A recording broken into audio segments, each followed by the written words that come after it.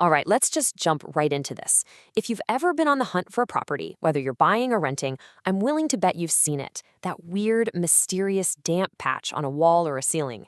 And you've probably heard the classic go-to response, "Oh, that? Don't worry, it's just condensation."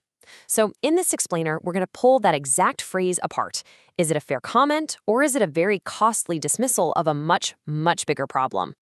And wow, this quote really gets to the heart of it, doesn't it? This whole thing isn't just about a bit of moisture.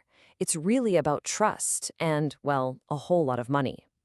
You see, one explanation means you might have to buy a dehumidifier. The other could mean you're on the hook for thousands in structural repairs. So the big question is, how on earth do you tell the difference? I mean, we've all been in this exact spot. Your eyes just get drawn to a discolored corner, maybe some peeling paint. You point it out, and before you can even get the words out, you get that smooth, reassuring, and let's be honest, sometimes pretty dismissive reply. Our goal here is to arm you with the knowledge so that the next time you hear that line, you know exactly what to look for next. And this really shows you the two very different paths this can take.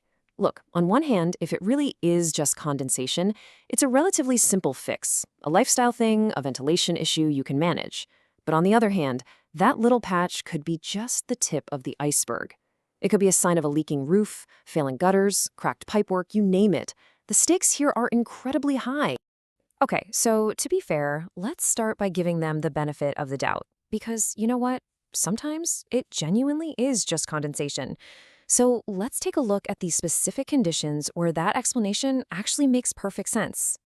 Now, this all just boils down to some pretty simple science. Condensation happens when warm, moist air hits a cold surface. It's that simple. So if you see some damp in a bathroom that doesn't have an extractor fan, or in a cold corner of a room stuck behind a big wardrobe where air can't circulate, yeah, that story adds up. And if it gets way worse in the winter when the walls are colder, that also fits the narrative. This is the plausible scenario. Okay, but now for the really crucial part. Let's pivot and talk about how to spot the red flags, the signs that suggest that condensation excuse is just a convenient cover story for something way more serious. This comparison is so important. An isolated patch of mold in a chilly spot? That's one thing.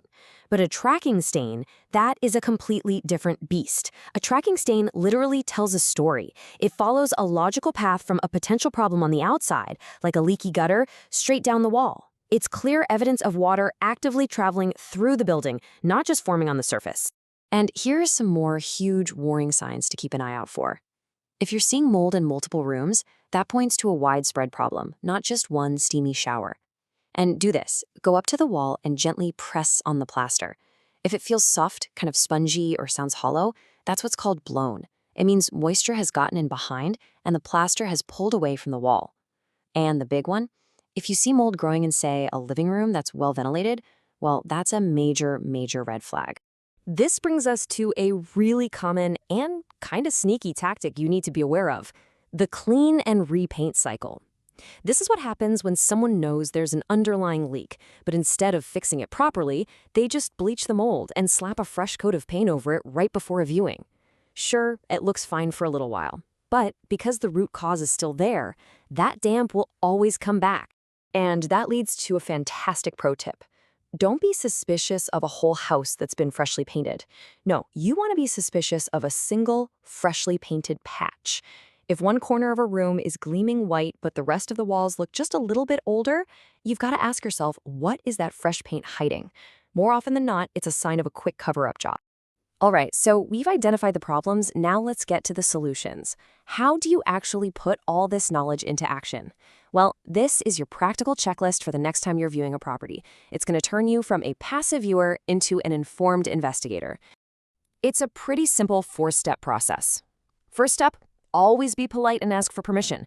But then take a little peek behind big items like sofas or bookshelves, especially if they're pushed up against an outside wall.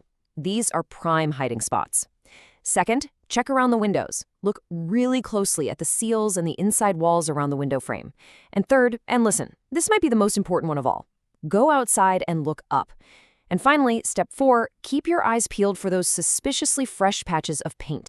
When you're outside, you're basically a detective looking for the source of the crime. Look for those dark, vertical stains on the wall that scream gutters have been overflowing here for a long time. Check for cracks in the render or gaps in the mortar between the bricks. Any of these things are like an open invitation for water to get inside the building, and they are a direct contradiction to the whole "it's just condensation" excuse. So we've looked at the plausible explanation, we've gone through the serious red flags, and you now have your own practical checklist.